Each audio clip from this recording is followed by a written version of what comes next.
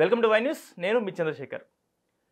దాదాపుగా car mechanic ఫీల్డ్లో 25 సంవత్సరాలకు పైబడిన అనుభవం ఉన్న వేణుగోపాల్ రెడ్డి గారు మనతో ఉన్నారు. వారితో మనం కారుకు సంబంధించిన విశేషాలు, సూచనలు తెలుసుకుందాం. అవునా? వెల్కమ్ అన్న. రీసెంట్గా కార్ యాక్సిడెంట్స్, ఫైర్ యాక్సిడెంట్స్ బాగా ఎక్కువ జరుగుతున్నాయి. రీసెంట్గా షామపేటలో జరిగింది. సో దానికి కారణం ఏంటంటే డోర్స్ అన్లాక్ కాకపోవడం వల్ల అనేది పోలీస్ దర్యాప్తు చేరింది. సో ఇది కారణం ఏంది? టెక్నాలజీయా లేదంటే ఇంకేమన్నా? టెక్నాలజీ తోటి అంత ఉండకపోవచ్చు కానీ నెగ్లిజెన్స్ దీంట్లో ఏమైతుందంటే ఓనర్స్ నెగ్లిజెన్సీ ఎక్కువగా ఉంటుంది దీనిలో. ఇప్పుడు ఏమైతుంది, పార్కింగ్ పెడతారు ఇంటి దగ్గర. పార్కింగ్ పెట్టినప్పుడు ఈ ఎలకలు తిరగడం, వైరింగ్ కట్ చేయడం, అది చూసుకోకుండా ఏదో మాల్ ఫంక్షన్ లైట్ వచ్చి ఉంటుంది కార్లు, అది చూడకుండా ఏం లేదు ఇంతే కదా, హైదరాబాద్ కదా పోయి వచ్చేది 100 కిలోమీటర్లు కానీ వెళ్తుంటారు. దాంతో మధ్యలో పోయిన తర్వాత షార్ట్ సర్క్యూట్ అయ్యి ఫ్యాన్ తిరగకుండా ఓవర్ హీట్ అయ్యి వైరింగ్ షార్ట్ సర్క్యూట్ అయ్యి ఇట్లాంటి అగ్ని ప్రమాదాలు జరిగే అవకాశం ఎక్కువ జరుగుతుంది. కాబట్టి దీన్ని ఏం చేయాలంటే ఓనర్స్ ఎట్లాంటి చిన్న మాల్ ఫంక్షన్ ఏదైనా కార్ లో వచ్చింది, మనకు కొంచెం ఏదైనా లైట్ ఏదైనా బ్లింక్ అవుతుంది అన్నప్పుడు ఖచ్చితంగా మనం సర్వీస్ స్టేషన్కి వెళ్ళి అదేదో చెక్ చేయించుకుని ఆ వైరింగ్ ఏదైనా రిలే ఏదైనా కాయలా ఏందనేది దాన్ని సాల్వ్ చేసుకుని వెళ్తే బెటర్. ఓకే. ఇట్లాంటి వాటితో చిన్న చిన్న పొరపాట్లతోటి ఎక్కువ అగ్ని ప్రమాదాలు జరుగుతున్నాయి. బిఫోర్ అన్ని చెక్ చేసుకొని కూలెంట్ కానీ అట్లాంటిది కానీ, ఇప్పుడు ఎండాకాలం వెళ్తుంటారు కార్ లో కూలెంట్ సరిగ్గా ఉండదు. కూలెంట్ సరిగ్గా ఉండకపోతే ఇంజన్ ఓవర్ హీట్ అయిపోతుంది. ఓవర్ హీట్ అయిపోయి ఏమైతుంది అంటే దాంతో వైరింగ్ షార్ట్ అవుతుంది. ఇంజన్ కు ప్యారలల్ గా వైరింగ్ అదంతా ప్లాస్టిక్ రబ్బర్ వైరింగ్ ఉంటది కాబట్టి అది బర్న్ అయ్యే అవకాశం ఉంటుంది. దాంతో ఫైర్ వచ్చే అవకాశం ఉంటుంది. కానీ రీసెంట్ గా ఒక ఇన్సిడెంట్ జరిగింది మన షామర్పేట ఫ్లైఓవర్ పైన. అవును, మొన్న ఎకో స్పోర్ట్ కార్ అనుకుంటాను. అవును, ఎకో స్పోర్ట్. అది ఏంటంటే దర్యాప్తు తర్వాత పోలీసులు చెప్పింది ఏంటంటే కార్ రన్నింగ్ లో ఉంది, ఫైర్ స్టార్ట్ అయింది, తన కార్ ఆపిండు, కానీ కార్ డోర్ అన్లాక్ కాలేదు, ఆయన బయటకు వచ్చే పరిస్థితి లేకే ఆయన చనిపోయింది. అవును. సో దీనికి కారణం ఏంటంటే దీని కారణం ఏంటంటే దానికి సెంట్రల్ లాకింగ్ అనేది ఎలక్ట్రానిక్ మాడ్యూల్ తో ఉంటది కాబట్టి ఈ వైరింగ్ ఏదైతే షార్ట్ అయినప్పుడు ఎలక్ట్రానిక్ మాడ్యూల్ ఫెయిల్ అవుతుంది కాబట్టి దాంతో కార్ అన్లాక్ కాదు. ఓకే. కాకపోయేసరికి వాళ్ళు ఉన్న వ్యక్తులు బయటకు రాలేక అలానే బర్న్ అయిపోవాల్సిన అవసరం. నేను అడిగే ప్రశ్న కూడా అది ఏంటంటే ఈ టెక్నాలజీ అంటే మీరు అంటున్న సెన్సార్ కావచ్చు, సెంట్రల్ లాకింగ్ కావచ్చు, ఈ టెక్నాలజీ వల్ల ఇప్పుడు అప్డేట్ అయింది. పాతకాలంలో ఈ సెంట్రల్ లాకింగ్ సిస్టమ్ లేదు. ఏ డోర్ రన్నింగ్ లో కూడా ఓపెన్ చేసి దిగే పరిస్థితి ఉంది. సో అందుకే ఈ టెక్నాలజీ అప్డేట్ వల్ల మన ప్రాణాపాయ స్థితికి కారణం అవుతుందా? కారణం అంటే ఒక విధంగా మనకు యూజ్ఫుల్ అవుతుంది, ఒక విధంగా చూసుకుంటే ప్రాణాపాయం అవుతుంది. ఎందుకంటే మనకు ఇప్పుడు వచ్చే జనరేషన్లో అంతా 6G 5G అనుకుంటూ మనం డెవలప్మెంట్ సైడ్ వెళ్తున్నాం కాబట్టి ఇట్లాంటి కంపల్సరీ యూజ్ చేయాల్సి వస్తుంది. కానీ వాటిని ఉపయోగించేటప్పుడు దానికి ప్రాపర్గా కాషస్ కొన్ని తీసుకుంటే ఇట్లాంటి ప్రమాదాలు జరగకుండా ఉంటాయి. బేసిక్గా వాటికి సంబంధించిన ఐడియా మనకు ఉండాలి. ఫస్ట్ మనం కార్ అప్గ్రేడ్ వర్షన్ నాకు ఈ ఆప్షన్స్ ఉండాలి, ఆప్షన్స్ ఉండాలని మనం చూసుకుంటాం. కానీ వాటిని ఎట్లా మెయింటైన్ చేయాలనేది కూడా మనకు దాని గురించి ఐడియా ఉండాలి. ఎప్పటికప్పుడు ప్రాపర్ గా వాటికి సంబంధించిన మెయింటెనెన్స్ అట్లాంటివి చేయించుకుంటుంటే ఇట్లాంటి ప్రమాదాలు జరగకుండా ఉంటాయి. నేను కూడా ఒక ఓనర్గా అంటే ఒక కారు ఉన్న వ్యక్తిగా నేను ఏం ఆలోచించిన కారు కొనే ముందంటే ఇంజన్ కెపాసిటీ ఎంత, టైర్ సైజ్ ఎంత, మైలేజ్ ఎంత, నాకు ఇన్ఫ్లుయెన్స్ సిస్టమ్ ఉందా, డిజిటల్ డిస్ప్లేనా, సన్ రూఫ్ ఉందా, ఇంతవరకు చూసిన తప్ప ఏబిఎస్ కానీ బ్రేకింగ్ సిస్టమ్ కానీ లేకపోతే మనకు ఎమర్జెన్సీ సిచ్యువేషన్ లో ఎటువంటి ఫీచర్స్ ఉంటాయి నేను అడగలేదు. అవి ఎవరికి తెలియదు, బేసిక్ ఎవరు పట్టించుకోరు కూడా. సో అటువంటి వారి కోసం మీరు ఎట్లాంటి అంటే కార్ కొనే ముందు ఫస్ట్ ఏం చూడాలంటే మనం ఇప్పుడు ఇవాళ రేపు ఆన్లైన్లో చాలా అందుబాటులోకి వచ్చినాయి. ఒక ఆప్షన్ మనం ప్రిఫర్ చేస్తున్నామంటే దానికి సంబంధించింది యూట్యూబ్లో చూసుకోవాలి. ఇప్పుడు ఏబిఎస్ ఉంది, ఏబిఎస్ ఎట్లా పనిచేస్తుంది, అది దేనికి యూజ్ అవుతుంది, మనకి ఏ టైంలో యూజ్ అవుతుంది, దాంతో ఉపయోగం ఏంది, ఇట్లాంటివన్నీ అదేమన్నా ప్రాబ్లం అయితే దాంతో మనకు వచ్చే ఇబ్బంది ఏముంది, ఇట్లాంటివన్నీ మనకి ఇప్పుడు ఆన్లైన్లో కూడా అందుబాటులో ఉన్నాయి. కాబట్టి మాన్యువల్ బుక్ కూడా వస్తుంది మనకు షోరూమ్ తో పాటు. వెహికల్ లో కూడా ఏబిఎస్ దానికి సంబంధించి మాన్యువల్ బుక్ వస్తుంది కాబట్టి దాన్ని చదువుకోవాలి. చదువుకొని దాంతో వచ్చే యూజ్ ఏంది, దాంతో డిస్యూజెస్ ఏంది, అదేమన్నా పని చేయకపోతే మనకి ఏమి ఇబ్బంది అవుతుంది, మనం ఎంత స్పీడ్ లో వెళ్ళాలి, అట్లాంటిది ఏదన్నా దాని ఏబిఎస్ లైట్ వచ్చినప్పుడు కానీ మనం ప్రాపర్ ఎంత స్పీడ్ మెయింటైన్ చేయాలి, అట్లాంటివన్నీ మనం చూసుకోవాలి. యాక్చువల్లీ అడాస్ సిస్టమ్ కొత్తగా వచ్చింది, ఏబిఎస్ కూడా పాతవే, బట్ అడాస్ కి ఏబిఎస్ కి డిఫరెన్స్ ఏంది? సో దేనివల్ల ఏబిఎస్ అనేది anti breaking systems, vehicle skid కాకుండా అట్లాంటి వాటికి పనిచేస్తాయి. అడాస్ అనేది ఏంటంటే మనకి ఇప్పుడు డ్రైవర్ ఒకవేళ నిద్ర వచ్చే సిచ్యువేషన్ ఉన్నప్పుడు, కన్రెప్పలు ఇట్లా నిద్రపోయినట్టు ఉన్నప్పుడు అప్పుడు వెహికల్ కంట్రోల్ చేసి ఆటోమేటిక్ గా పక్కకి తీసుకెళ్ళి ఆటోమేటిక్ గా అడాస్. ఇప్పుడు దానిలో కూడా ఇంకా లెవెల్ 2 లెవెల్ 3 వస్తున్నాయి అడాస్ లో కూడా. జస్ట్ లైక్ ఇప్పుడు టెస్లా ఉంది కదా వితౌట్ డ్రైవర్, అట్లాంటి ఫ్యూచర్ విత్ డ్రైవర్ తోటి అట్లాంటి ఫ్యూచర్ అందులో అడాస్ లో వస్తుంది. టాప్ ఎండ్ వాటికి కొన్ని స్పెసిఫిక్ కార్లలో మాత్రమే వచ్చింది ఇప్పటి వరకు. XUV700 అట్లాంటి వాటిలో ఇప్పుడు మన టాటా సఫారీలో అట్లాంటి వాటిలో న్యూ వెర్షన్ వెహికల్స్ లో వస్తుంది ఇప్పుడు. ఇంకోటి ఏంటంటే నాకు ఐడియా ఉన్నంత వరకు చాలా మంది ఒక చిన్న మిస్టేక్ చేస్తారు. ఫర్ ఎగ్జాంపుల్ ఒక స్విఫ్ట్ కార్ ఉందనుకోండి, దాని సైజ్ 12 13 అనుకుందాం. అవును, కానీ వాళ్ళు ఏం చేస్తారంటే పెద్ద పెద్ద టైర్లు ఇస్తారు, అది కారు బయటకు వచ్చేస్తాడు. వచ్చేస్తుంటుంది. అంత పెద్ద టైర్లు వాడడం వల్ల కారు మైలేజ్లు కావచ్చు, సస్పెన్షన్ సిస్టంలో కావచ్చు, ఇంకేమైనా ఇబ్బంది అవుతుందా? ఖచ్చితంగా అవుతుంది. పెద్ద టైర్ వేసిన దానికి స్పెసిఫిక్గా ఏ టైర్ ఇచ్చిందో కంపెనీ నుండి ఆ టైర్ వేస్తేనే దాని సస్పెన్షన్కి కానీ ఆ బాడీ మ్యూజిక్ కానీ దేనికైనా కానీ యూస్ఫుల్ అవుతుంది. దాన్ని మించి మనం వేసుకోవాలంటే ఇప్పుడు కొందరు ఏం చేస్తారంటే అలైస్ వేసుకుంటూ పెద్ద వీల్స్ వేస్తుంటారు. వేసినప్పుడు ఏమవుతుందంటే వాళ్ళు టైర్ మనము ఇచ్చే స్పేస్ ఏదైతే ఉంటుందో అంతకంటే దగ్గరకు వచ్చేస్తుంది, బాడీకి దగ్గరకు వచ్చేస్తుంది. మనం టర్న్ చేసినప్పుడు లెఫ్ట్కి కానీ రైట్కి కానీ టర్న్ చేసినప్పుడు ఆ ఫెండర్స్ తాకడం అట్లాంటివి తాకినప్పుడు ఏమవుతుందంటే మనకు హీట్కి రబ్బర్ ఉంటుంది రన్నింగ్లో, ఆ మెటల్ తాకేసరికి ఏమైతుందంటే రన్నింగ్లో కట్ అయిపోతాయి, టైర్ కట్ అయ్యి హీట్ అయ్యి రన్నింగ్లో పంచర్ అయ్యే అవకాశాలు కూడా ఉంటాయి. దాంతో కూడా చాలా యాక్సిడెంట్స్ జరిగినాయి. దాంతో కూడా చాలా యాక్సిడెంట్స్ జరిగినాయి. అట్లాంటి కొన్ని కేసుల్లో కూడా జరుగుతాయి యాక్సిడెంట్స్. చేయకుండా దానికి స్పెసిఫిక్ ఏ టైర్ వచ్చిందో ఆ టైర్ యూజ్ చేస్తే సరిపోతుంది అంతే. దాంట్లో అంటే ఇప్పుడు అదే సైజులో అదే చాలా మోడల్స్ ఉన్నాయి, ఆఫ్ రోడ్ అని, ఆన్ రోడ్ అని, అట్లాంటి గ్రూప్ చేంజ్ ఉన్నాయి, అట్లాంటి టైర్లు ఉన్నాయి కాబట్టి అట్లాంటి చేంజ్ చేసుకోవచ్చు. కానీ వీల్ బేస్ ఏదైతే ఉందో దాన్ని చేంజ్ చేయకపోవడమే బెటర్ చేంజ్ అవి మార్చకుండా. లాంగ్ డ్రైవ్ చేసేవాళ్ళు ఒక్కొక్కరు, ఫర్ ఎగ్జాంపుల్ ఈ మా యూత్ కూడా లాంగ్ డ్రైవ్ అని కొడితే 1000 కిలోమీటర్స్ కొడతా, నేను 1200 కొట్టేస్తా, ఓవర్ నైట్ నేను ఢిల్లీ వెళ్ళిపోతా అని ఛాలెంజ్ చేస్తూ వెళ్ళిపోతారు. అది కరెక్టా? దానివల్ల ఇంజన్ హీట్ ఎక్కడం కావచ్చు, లేదా అట్లాంటి ఏమన్నా? ఇంజన్ హీట్ అవ్వడము, అది ఇంజన్ కూడా హీట్ అవుతుంది. బట్ ఏంటంటే మనకి ఎవ్రీ ఒక 300 కిలోమీటర్స్కి ఒకసారి 200-300 కిలోమీటర్స్ ఒక వెహికల్ ఆపితే ఇంజన్ ఆయిల్ టెంపరేచర్ కొంచెం కూల్ అవుతుంది. కూల్ అయినప్పుడు లూబ్రికేషన్ మంచిగా ఉంటుంది. కంటిన్యూస్గా హీట్ ఉంటే ఏమవుతుందంటే ఇంజన్ ఆయిల్ ఉన్న లూబ్రికేషన్ తగ్గిపోయి ఇంజన్ నాయిస్ చేంజ్ అవ్వడం, మైలేజ్ పడిపోవడం, వెహికల్ ఓవర్ హీట్ కావడం, మధ్యలో ఆగిపోవడం, ఇట్లాంటి ప్రాబ్లమ్స్ వస్తాయి. ఎంతసేపు ఆగాలి? ఒక 15-20 మినిట్స్ కొంచెం బానెట్ సైడ్ పెట్టేసుకొని ఒక 15-20 మినిట్స్ ఆగితే మళ్ళీ. ఇంకొకటి ఏమైతుందంటే కొందరు పక్కకు పెట్టినప్పుడు కూడా ఏం చేస్తారంటే ఇంజన్ ఆన్ చేసి పెట్టి ఏసీ ఆన్ చేసుకొని ఉంటారు, దాంతో కూడా ఓవర్ హీట్ అయ్యి ఫైర్ అయ్యే ప్రమాదాలు కూడా ఉంటాయి. కాబట్టి బెటర్ ఎప్పుడన్నా మనం పక్కన పెట్టినప్పుడు ఏసీకి ఆన్ చేయకుండా అద్దాలు దించుకోవచ్చు. కూల్ ప్లేస్ చెట్టు కింద పెట్టుకొని అద్దాలు దించి పెట్టుకుంటే సరిపోతుంది. అది వెహికల్ కు బాగానే ఉంటుంది, మనకు కూడా ఫ్రెష్ ఎయిర్ ఆక్సిజన్ వస్తుంది కాబట్టి అది కూడా బెటరే కదా. కొందరు ఏం చేస్తారంటే ఇంకా ఏసీ దాన్ని ఆఫ్ చేయకుండా కంటిన్యూగా ఇంజన్ నడిపించుకుంటూ అదే ఏసీలో కూర్చొని అట్లే నడిపిస్తుంటారు. ఇంకోటి ఏంటంటే పాతకాలం డీజిల్ వెహికల్స్ ఒక 4 రోజులు తీయకపోతే స్టార్ట్ కాదు, సంథింగ్ డీజిల్ పైప్లో స్టక్ అయిపోతుంది అంటారు. అది పరిస్థితి ఇప్పుడు కూడా ఉందా? ఇప్పుడు వచ్చే వెహికల్స్ అట్లాంటి పరిస్థితి లేదు. ఇప్పుడు వచ్చే వెహికల్స్ పెట్రోల్ ఇంజన్ లాగా సింగిల్ సెల్ఫ్ లో స్టార్ట్ అయిపోతుంది, దానికి పెద్ద ప్రాబ్లం ఏం లేదు. పాతకాలంలో ఏంటంటే ఇంత ఈసీఎం కానీ ఇంజెక్టర్స్ కానీ ఇవి ఎలక్ట్రానిక్ ఇంజెక్టర్స్ కానీ ఇవి లేకుండే. పాతకాలంలో అన్ని BS1 BS2 అంతా మాన్యువల్ డీజిల్ ఇంజెక్టర్స్ అవి ఉంటుండే, బాష్ పంప్ అలాంటివి ఉండే. కాబట్టి దానిలో కొంచెం స్టార్టింగ్ ట్రబుల్ ఉంటుండే. కానీ ఇప్పుడు వచ్చే దానిలో ఎలక్ట్రానిక్ ఇంజెక్టర్స్ వచ్చినాయి. ఇప్పుడు హై క్వాలిటీ హీటర్ ప్లగ్స్ వస్తాయి, సింగిల్ సెల్ఫ్ లో స్టార్ట్ అయిపోతుంది. పెట్రోల్ ఇంజన్ ఎట్లయితే స్టార్ట్ అవుతుంది డీజిల్ ఇంజన్ కూడా అట్లే స్టార్ట్ అవుతుంది. అంటే అది ఇంజన్ టెక్నాలజీ ప్రాబ్లమా, డీజిల్ ప్రాబ్లమా? టెక్నాలజీ తోటి చేంజ్ అయింది. డీజిల్ అప్పుడైనా డీజిల్ అదే, ఇప్పుడైనా డీజిల్ అదే. టెక్నాలజీ తోటి చేంజ్ అవుతుంది. ఓకే. ఇప్పుడు జనరల్గా పెట్రోల్ వెహికల్స్కి మాత్రమే సిఎన్జి ఎల్పిజి ఫిక్స్ అవుతుంది, డీజిల్ బండ్లకు అప్లికేబుల్ కాదు. రీజన్ అంటే దానిలో ఇప్పుడు డీజిల్ సెల్ఫ్ కంబన్షన్ తోటి నడిచే ఇంజన్ డీజిల్ ఇంజన్. పెట్రోల్ అనేది ఏంటంటే మనకు ఫ్యూయల్ యాడ్ వచ్చినప్పుడు స్పార్క్ ప్లగ్ తో ఫైర్ అయ్యేది పెట్రోల్ ఇంజన్. కాబట్టి ఆ ఇంజన్ కు ఈ ఇంజన్ కు చాలా తేడా ఉంటుంది. సెల్ఫ్ కంబన్షన్ ఉంటుంది డీజిల్. అంటే ఇప్పుడు ఏదైతే ఇప్పుడు పిస్టిన్ నుంచి వచ్చే మనకు కంప్రెషన్ ఉంటుందో అది మనకు అక్కడ పిస్టిన్ పైన హీట్ ఫామ్ అయ్యి ఆ ఫామ్ అయిన టైంలో మనకి ఇంజెక్టర్ డీజిల్ స్ప్రే చేసినప్పుడు ఫైర్ తీసుకుంటుంది సెల్ఫ్ గా.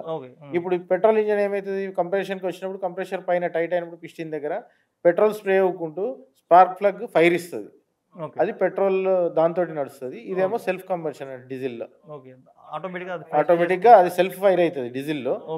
పెట్రోల్ లో మాత్రం స్పార్క్ ప్లగ్ ఉంటుంది, స్పార్క్ ప్లగ్ తో ఫైర్ అవుతుంది. సో దీనికి మాత్రం ఎందుకు మరి సిఎన్జి వాటికి ఎందుకు లేదు? దీనికి వర్క్ కాదండి, దీనికి కాదు. డీజిల్ వాటికి పెడితే కాదు.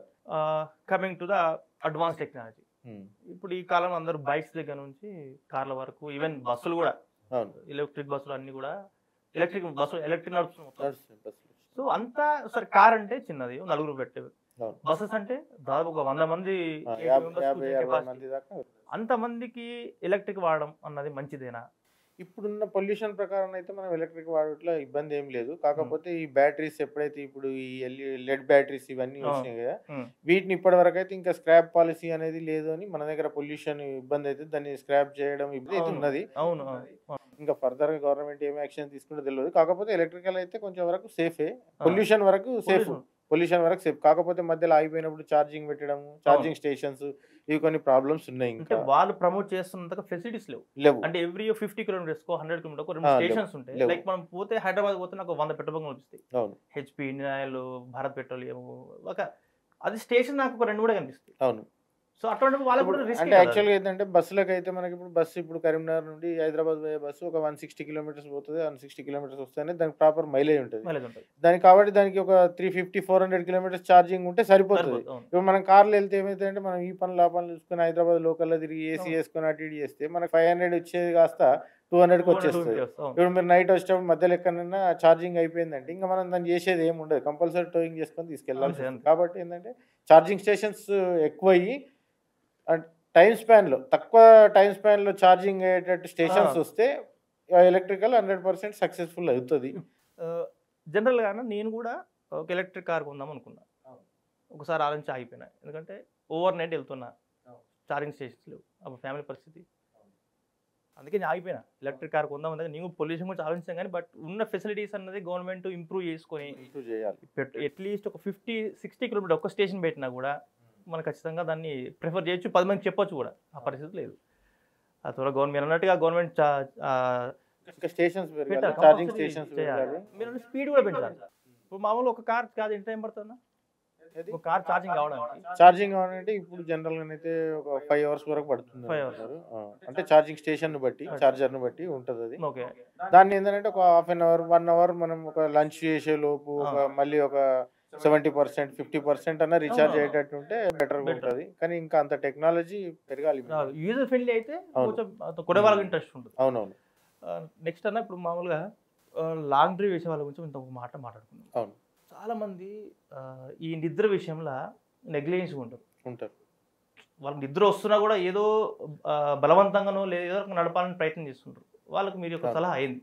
జనరల్ గా నైట్ మనము డిన్నర్ చేసిన తర్వాత ఎవరికైనా నిద్ర రావడం కంపల్సరీ. అట్లాంటప్పుడు ఏం చేయాలంటే మనకు నిద్ర వచ్చే మూమెంట్ ఉన్నప్పుడు వెహికల్ కోసం పక్కన ఆపి చల్లటి నీళ్ళతో మొహం కడుక్కోవడం అట్లాంటివి చేస్తే అంటే కొంచెం ఈజీ అయిపోతుంది. మళ్ళీ ఒక 100 kilometers అట్లా డ్రైవ్ చేయడానికి ఉంటుంది. కానీ వీలైనంత వరకు నైట్ డ్రైవింగ్ అనేది ఆఫ్టర్ 12 to మార్నింగ్ 4-5 వరకు అవాయిడ్ చేయడమే బెటర్. ఎందుకంటే ఆ టైంలో మరి డీప్ స్లీప్ వచ్చే టైం కాబట్టి ఆ టైంలో ఆపడమే బెటర్. చాలా ఇప్పుడు ట్రక్ డ్రైవర్స్ వాళ్ళు అయితే నాన్ స్టాప్ నడుపుతుంటారు. అంటే వాళ్ళు ఏమంటే వాళ్ళు నైట్ లో ఎందుకు వాళ్ళు ఎక్కువ నడుపుతుంటారు అంటే వాళ్ళకి నైట్ లో సిటీ ట్రాఫిక్స్ ఉండవు, రోడ్ క్లియరెన్స్ ఎక్కువ ఉంటది, ఈ లోకల్ వెహికల్స్ తిరగవు కాబట్టి వాళ్ళు truck drivers maximum night prefer చేస్తారు. వాళ్ళు ఏం చేస్తారంటే డే టైమ్ లో రెస్ట్ తీసుకుంటారు కాబట్టి నైట్ నడుపుతారు, వాళ్ళకి ప్రాబ్లం ఉండదు. కానీ మనం కార్ లో ఎప్పుడో ఒకసారి టూర్ వెళ్ళే వాళ్ళు ఏం చేస్తామంటే పొద్దుంతా డ్రైవింగ్ చేసి మళ్ళీ నైట్ డ్రైవింగ్ చేయాలంటే అలసిపోయి ఉంటాం, ఖచ్చితంగా నిద్ర వస్తుంటది.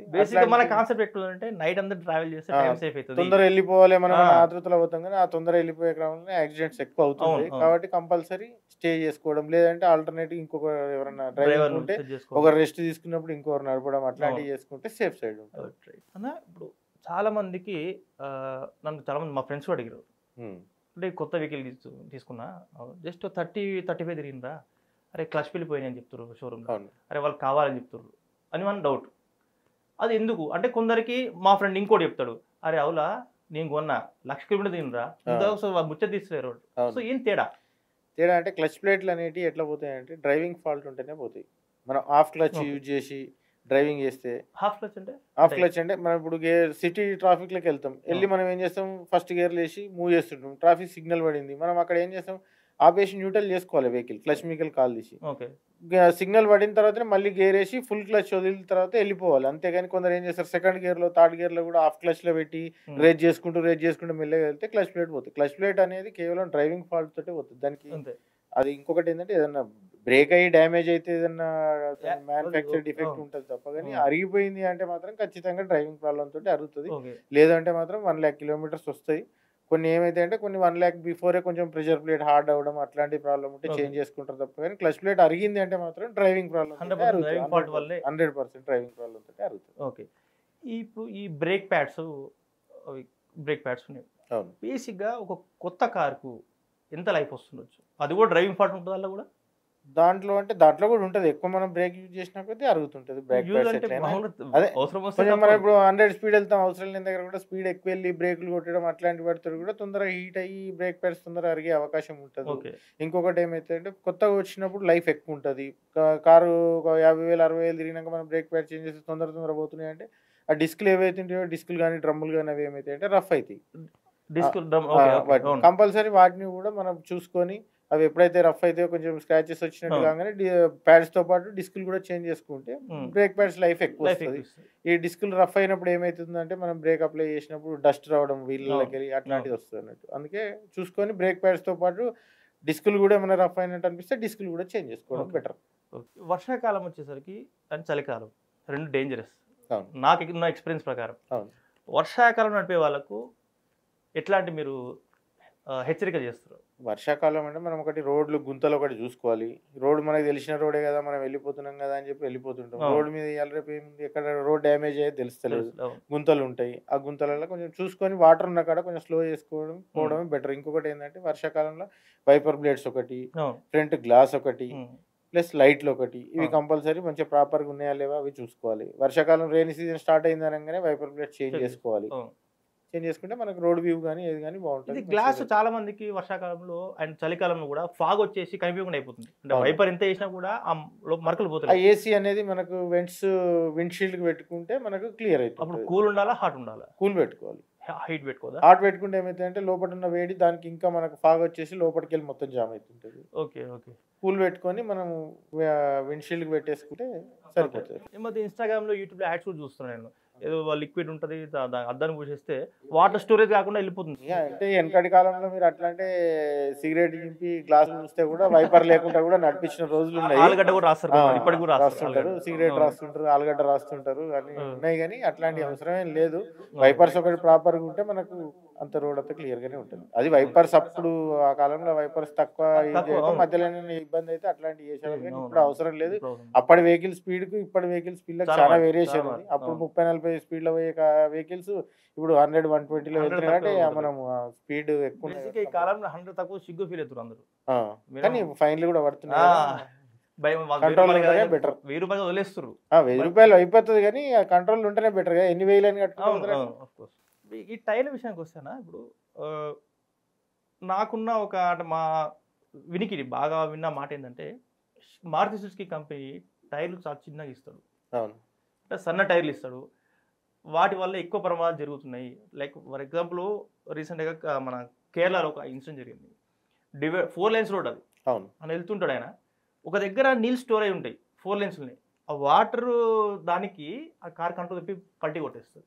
సో ఆ టైర్ చిన్న సైజ్ అవ్వడం వల్ల ఇట్లాంటివి జరుగుతాయి. టైర్ చిన్న సైజ్ అనేది కంపెనీ నుండి ఏమి ఇవ్వరు. ఆ వెహికల్ స్పెసిఫిక్ గా దాని గేర్ బాక్స్ ఆర్పిఎం ను బట్టి దాని బాడీని బట్టే టైర్ దానికి ఇస్తారు. కాబట్టి అట్లాంటిది ఏమి ఉండదు. కాకపోతే లైట్ బాడీ వెయిట్ తక్కువ ఉంటుంది కాబట్టి వాటర్లో పోయినప్పుడు మనకు ఎట్లయినా కొంచెం అన్కంట్రోల్ గానే వెళ్తుంది వెహికల్. ఇసుకలో వెళ్ళినా కూడా వాటర్లో వెళ్ళినా కూడా మన అన్కంట్రోల్ గానే ఉంటది. అట్లాంటి జాగాల్లో మనం కొంచెం స్పీడ్ గా పోకపోవడమే బెటర్. స్పీడ్ మెయిన్ కారణం ఏంటంటే అట్లాంటి యాక్సిడెంట్స్ కారణం స్పీడే కారణం. స్పీడ్ కంట్రోల్ నుండి మనం నెమ్మదిగా వెళ్తే ఏ ప్రాబ్లమ్స్ ఉండవు. ఒక చిన్న ప్రశ్న యాజ్ అ యూజర్ గా, ఇప్పుడు ఇంజిన్ ఆయిల్ ఒకసారి మనం సర్వీస్ చేస్తే ఒక 10,000 వరకు, అవును, అది మనం చెక్ చేసుకోవచ్చా? అంటే నా లైఫ్ పాడైందా లేదన్నది యాజ్ ఎ యూజర్ గా నేను చెక్ చేసుకోవచ్చా? ఎలా చెక్ చేసుకోవాలి? చెక్ చేసుకోవచ్చు. ఎలా అంటే మనకి ఇప్పుడు దానిలో ఆయిల్ స్టిక్ ఇస్తారు. ఆయిల్ లెవెల్ గేజ్ ఉంటుంది. స్టిక్ ప్రతి ఇంజన్ కి ఒకటి స్టిక్ వస్తుంది. ఎల్లో కలర్ ఇట్లా రౌండ్ గా వచ్చి ఉంటుంది. ఒక్కొక్క కార్కి ఒక్కొక్క తీరుగా ఉంటుంది. దాన్ని తీసి మనం ఒక ఇంజన్ ఫస్ట్ వెహికల్ ఒక సర్ఫేస్ స్ట్రైట్ లో ఉండేటట్టు చూసుకొని అప్ డౌన్స్ లేకుండా ఒక దగ్గర పెట్టి ఆ స్టిక్ తీసి మనం లెవెల్ చెక్ చేసుకోవాలి. ఫస్ట్ లెవెల్ చెక్ చేసుకున్న తర్వాత ఆ స్టిక్ తోటి మనం ఇట్లా ఆయిల్ తీసుకొని చెక్ చూసుకుంటే స్మూత్నెస్ ఉందా లేదా. స్మూత్నెస్ ఉంది. ఇంజన్ లైఫ్ ఇంకా ఇంజన్ ఆయిల్ నడుస్తుందా నడవదా అనేది మనం క్లాత్ తీసుకొని తుడిచేస్తే మన చేతికి ఎలాంటిది నల్లగా అంటకూడదు. క్లీన్ గా అయిపోవాలి. మనం మామూలుగా తుడిచేసినామంటే క్లీన్ గా ఉండాలి. చెయ్యి మళ్ళీ ఎప్పటిలాగా ఉండాలి. దాన్ని ఏమాత్రం బ్లాక్ గా మనకు కొంచెం అంటిందన్నా కూడా అది లూబ్రికేషన్ తగ్గిపోయినట్టే దాన్ని ఇమీడియట్ గా చేంజ్ చేసుకోవాలి. లాంగ్ డ్రైవ్స్ వెళ్ళే వాళ్ళకు బేసిక్ గా ఏమేమి చెక్ చేసుకుని స్టార్ట్ అవ్వాలి? లాంగ్ డ్రైవ్ వెళ్ళే వాళ్ళకంటే first of all engine oil ఒకటి చెక్ చేసుకోవాలి. దాని తర్వాత కూలెంట్ ఒకటి ప్రాపర్గా టాప్కి ఉందా లేదా, కూలెంట్ కరెక్ట్ లెవెల్కి ఉందా లేదా అదొకటి చూసుకొని, ప్లస్ బ్రేక్ ఆయిల్ ఓకే ఒకటి, విండ్షీల్డ్ వాటర్ ఉంటాయి, ఓకే విండ్షీల్డ్ క్లీన్ చేసే వాటర్ ఉంటాయి, అవి కూడా వేసుకోవాలి. ఓకే ఎందుకంటే రన్నింగ్ లో వెళ్తుంటే మనం ఏదో టైర్ మీకెళ్ళి వచ్చి ఏదైనా పెండ కొడుతుంది, అవును. లేదంటే ఏదైనా దుమ్ము వస్తుంది, అవును సడన్ గా గ్లాస్ బ్లర్ అయిపోతుంది. అవును. మనం Of course. 80 స్పీడ్లు ఉన్నప్పుడు అవుటర్ రింగ్ రోడ్ అట్లాంటి దానిలో 100 స్పీడ్లు ఉంటాము. ఆపలేదు అట్లాంటి ఏదైనా డస్ట్ వచ్చి ఒక్కసారి గ్లాస్ బ్లర్ అయినప్పుడు మనకి ఏంటంటే ఇమీడియట్ గా వైపర్ వాటర్ వేసుకొని ఉండాలి. ఓకే వైపర్ బ్లేడ్స్ ఒకటి కరెక్ట్ గా ఉండాలి. కంపల్సరీ నైట్ డ్రైవింగ్ లో వెళ్తే మీకు ప్రాపర్ గా హెడ్ లైట్లు కానీ, బ్రేక్ లైట్లు కానీ, ఇండికేటర్స్ కానీ అన్ని ప్రాపర్ గా వస్తున్నాయా లేదా అన్ని చెక్ చేసుకోవాలి Okay. కంపల్సరీ. ఈ టైర్లలో ప్రెషర్ ఎంత ఉండాలి? కొందరు 33 అంటారు, 34, 35, 36. యాక్చువల్ ఒక్కొక్క కార్కి ఒక్కొక్కలా ఉంటుంది, కానీ మాక్సిమం 30 to 35 ఉంటుంది ప్రెషర్. 32, 35 అంటే ఫ్రంట్ టైర్స్ కి ఎక్కువ ఉండాలి అంటారు, బ్యాక్ అట్లానే ఏమి ఉండదు, ఒక 1-2% అటు ఇటు ఉంటుంది, కానీ ఓవరాల్ గా 30 to 35 ఉంటుంది. అన్ని సేమ్ 4 టైర్లు సేమ్ ప్రెషర్ పెట్టొచ్చు మనం. పెట్టొచ్చు. ఓకే. కొత్తగా BS6 వచ్చిన తర్వాత రీసెంట్గా కొత్తగా DEF అవును, ఒక ఆయిల్ అనేది ఇంట్రడ్యూస్ డెఫ్ అనేది. డెఫ్ ఆయిల్. అది ఎందుకని అసలు ఇంతకుముందు వెహికల్స్కి ఎందుకు లేదు, ఇప్పుడు దానివల్ల అవసరం ఏముంది? ఇప్పుడు మన నామ్స్ చేంజ్ అయినాయి. ఇంతకుముందు Euro 4 ఉండే కాబట్టి ఇప్పుడు BS6 ఇంజన్స్ వచ్చినాయి కాబట్టి ఇప్పుడు పొల్యూషన్ కంట్రోల్ చేయడానికి ఎక్స్ట్రా యూరియా యాడ్ చేసే ట్యాంక్, దానికి ఎక్స్ట్రా నాజిల్ ఇచ్చి, ఇప్పుడు ఏదైతే మనకు ఎగ్జాస్ట్ లకు వచ్చే కార్బన్ ఉన్నదో ఈ యూరియా అనేది ఆ ఎగ్జాస్ట్ కి వచ్చే కార్బన్ యూరియా స్ప్రే చేసుకుంటూ ఆ కార్బన్ ఏం చేస్తుందంటే ఫైర్ చేసి యాష్ చేసి బయటకు పంపిస్తుంది. ఈ DPF ఆయిల్ అనేది ఏం చేస్తుందంటే ఇంజన్ నుంచి వచ్చే ఎగ్జాస్ట్ కార్బన్ ఏదైతుందో దాన్ని ఫైర్ చేసి యాష్ చేసి బయటకు పంపిస్తుంది. పొల్యూషన్ తగ్గియడానికి ఈ DPF అనేది ఇప్పుడు BS6 లో తీసుకొచ్చి పొల్యూషన్ కంట్రోల్ గురించి అంతే. Okay okay. అది దాని మెజర్మెంట్స్ ఉంటాయా, దాని క్వాలిటీ కానీ ఏమైనా ఉంటుందా దాంట్లో? దాంట్లో అంటే కామన్ గా మనకు స్పెసిఫైడ్ DPF అంటే ఏ కంపెనీది ఆ కంపెనీలో ఇస్తున్నారు. అవును. అయినా కూడా దానిలో ఏం బయట కూడా దొరుకుతున్నాయి, బయట కూడా దొరుకుతున్నాయి. ఈ మధ్యలో ఏంటంటే బయట ప్రైవేట్ గా తయారు చేస్తారు, దాంతో ఏమైతుంది DPF ట్యాంకులు జామ్ అవడం, నాజిల్ జామ్ కల్తీ దాంతో అవుతుంది. కాబట్టి స్పెసిఫైడ్ టాటా ఉంది, మహీంద్రా ఉంది, ఇట్లాంటి మంచి మంచి బ్రాండెడ్ ఉన్నాయి కాబట్టి అదే వాడుకోవడం బెటర్. ఓకే. ఏమన్నా చెక్ చేసుకోవచ్చా డబ్బా మీద, సో ఇట్లా ఉంటుంది మనం సీల్ ఒకటి ఉంటది, టాటా వాళ్ళు ఉన్నది, మహేంద్రా ఉన్నది, ఇంకా వేరే మంచి బ్రాండెడ్ కంపెనీస్ ఉన్నాయి కదా, అట్లాంటివి వాడుకున్నది బెటర్. ఏదో రోడ్ మీద దొరుకుతుంది మనకి ఎమర్జెన్సీలో పోసుకుందాం అంటే మనకు దాంతో DPF జామ్ అయ్యే అవకాశాలు ఉన్నాయి. ట్యాంక్ అది ఏంటంటే గడ్డగట్టిపోతుంది, అది ప్రాపర్ గా అది లేకపోతే కాన్సన్ట్రేషన్ కరెక్ట్ లేకపోతే అది గడ్డగట్టే అవకాశాలు ఉంటాయి. Okay okay. ఇంకొక రెగ్యులర్ క్వశ్చన్, చాలా మంది అడిగినాను ఈ క్వశ్చన్, అసలు ఫ్యూయల్ ఎంత ఉండాలి? ఫ్యూయల్ అంటే మనకు పెట్రోల్ ఎంత ఉన్నా కూడా కొంచెం అటు ఇటుగా నడుస్తుంది, కాకపోతే డీజిల్ మాత్రం ఎప్పుడైనా కూడా మనం హాఫ్ ట్యాంక్ మెయింటైన్ చేసుకుంటే బెటర్. ఎందుకనంటే మనకి ఇప్పుడు డీజిల్ ఇంజన్ వచ్చేసరికి సెల్ఫ్ కంబర్షన్ హీట్ అవుతుంది కాబట్టి ఇప్పుడు కూలెంట్ ఎంత అయితే హీట్ అవుతుందో డీజిల్ కూడా అంత టెంపరేచర్ లో హీట్ అవుతుంది. ఇప్పుడు ఎందుకంటే డీజిల్ వచ్చి మనకి ఎక్కడ పిస్టిన్ ఎక్కడైతే ఫైర్ అవుతుందో అక్కడ దాకా వచ్చి ఎక్సెస్ డీజిల్ మళ్ళీ ట్యాంక్లోకి వెళ్తుంది. కాబట్టి మనకు తక్కువ క్వాంటిటీ డీజిల్ ఉంటే ఏంటంటే డీజిల్ టెంపరేచర్ ఎక్కువైపోయి మైలేజ్ తగ్గే అవకాశం ఉంటుంది. ఇంకోటి ఏమవుతుందంటే ఇంజెక్టర్ల మీద వెయిట్ పడడం, ప్రెషర్ పంప్ మీద వెయిట్ పడి మైలేజ్ డ్రాప్ అయ్యి అవి తొందరగా పాడవడం అట్లాంటివి జరుగుతుంటాయి. కాబట్టి మినిమం హాఫ్ ట్యాంక్ ఉంచుకుంటే బెటర్. ఎందుకంటే ఈ డీజిల్ ఏదైతుందో ఇంజన్ దగ్గరికి వచ్చి మళ్ళీ ట్యాంక్లకు రీసర్క్యులేషన్ అవుతుంటుంది కదా, ఆ సర్క్యులేషన్ లో మనకి వెళ్ళేటప్పుడు ఏంటంటే ఇంజన్ డీజిల్ కూల్ అవుతుంటుంది, ట్యాంక్లోకి వెళ్ళి మళ్ళీ రిటర్న్ వస్తుంటుంది కదా, దాన్ని మినిమం హాఫ్ ట్యాంక్ ఉంచుకుంటే ఏంటంటే సర్క్యులేషన్ లో కూలెంట్ టెంపరేచర్ తక్కువ టెంపరేచర్ లో ఇంజన్ రన్నింగ్ ఉంటుంది కాబట్టి మైలేజ్ మంచిగా ఉంటుంది, ఇంజన్ కూడా స్మూత్ సౌండ్ ఉంటుంది. ఓకే ఓకే అన్న. ఇంకో లాస్ట్ క్వశ్చన్, టర్బో ఇంజన్స్ ఈ మధ్య ఎక్కువ వస్తుంది, అంతకుముందు చాలా తక్కువ వాడుకుంటుండే, బట్ ఇప్పుడు ప్రతి కార్లో అంటే చిన్న 800cc కార్ లేకపోతే 2000, 3000cc వరకు కూడా టర్బో ఇంజన్స్ వస్తున్నాయి. టర్బో ఇంజన్స్కి నార్మల్ ఇంజన్స్ తేడా ఏంటి? టర్బో ఇంజన్ అనేది ఒకప్పుడు కొన్నిట్లలో మాత్రమే వస్తుండే మీరు అన్నట్టు, ఇప్పుడు ప్రతి కారుకు టర్బో కంపల్సరీ ఉంది.